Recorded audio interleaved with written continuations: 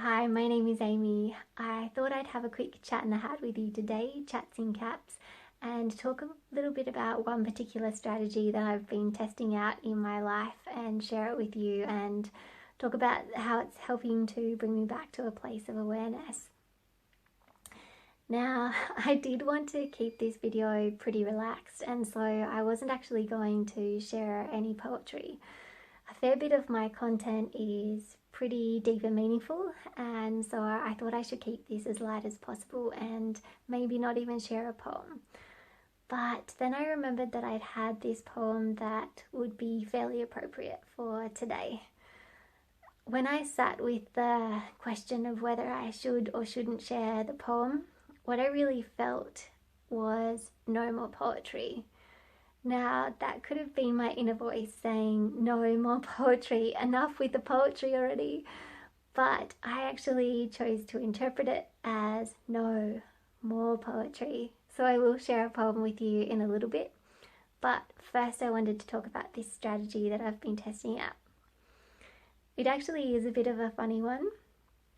So I'd been testing out words to bring myself back to awareness. So when I noticed myself following a train of thought into the past or into the future or into judgment, I would catch myself, or at least attempt to catch myself, and use a word to shake myself out of that and bring myself back to wherever I needed to be, which is, I guess, always the present, but sometimes it was a space of love.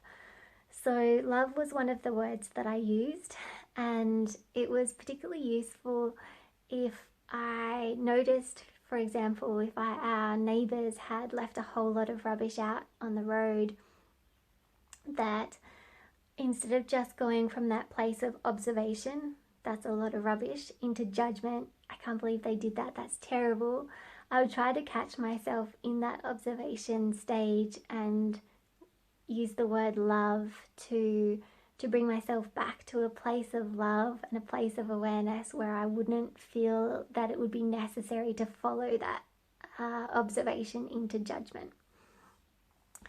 The other word that I tried was cleanse. Now, the word cleanse was particularly useful when I was pretty harsh on myself. So if there was something that I'd done that I thought was bad, or I just didn't really like, I would use the word cleanse. So I would allow that word to become almost visual and visceral and let it wash that thought away. So I wasn't trying to push it away, because I found in particular, if I was being hard on myself, that then judging myself for being hard on myself didn't work. So saying, no, I shouldn't be thinking that, didn't really work. It would just kind of continue that cycle. So instead, saying cleanse and just sort of letting that thought form dissipate was pretty effective. I'd also tried the word okay, particularly when I was dealing with severe pain. I would actually say okay either mentally or out loud to, I guess, welcome that experience wholeheartedly. I actually did try swearing in the pain, and while that did work a little bit, it did close myself off from the lessons that the pain had to offer me.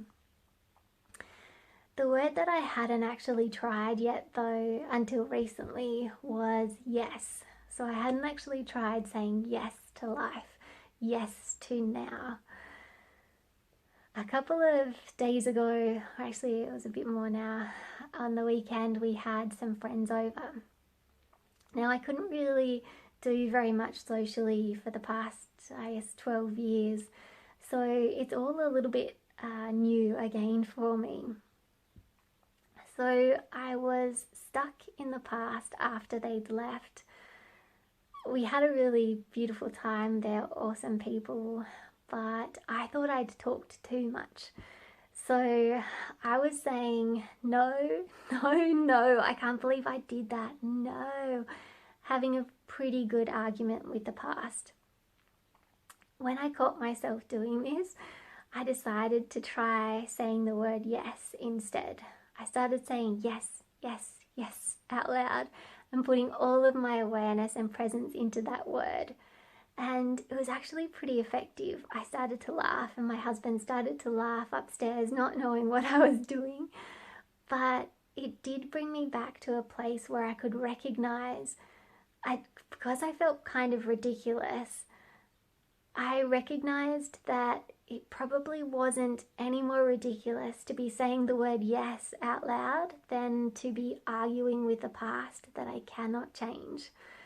So that's a strategy that I've been testing out, and even sometimes if nothing's happening and I'm pretty quiet in my mind, sometimes I just choose to say the word yes as a bit of a joyous acceptance of the uncertainty and wonder of life.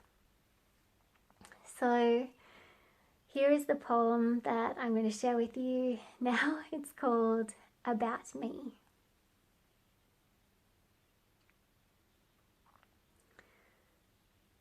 I wanted to wear caps, baseball caps. I thought I should buy a new one for videos, even though I have enough already. A plain one though, with no logo. Yeah, that's how I'd like to show me. Slightly covered comfort, saying it's not about how I look, but how I make you feel. How I feel a lot sometimes. I think too much. Maybe is it thinking? Am I the thinker or the thought? Can my truth or freedom just be bought with another hat that might cap it off?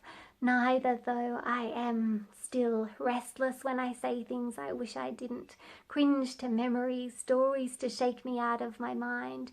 Is there some message here that you can find for me? Should I be searching still for now for thee or just to be? If I let go, who is left there? Now I see, now is only when I'm free from all illusions about me.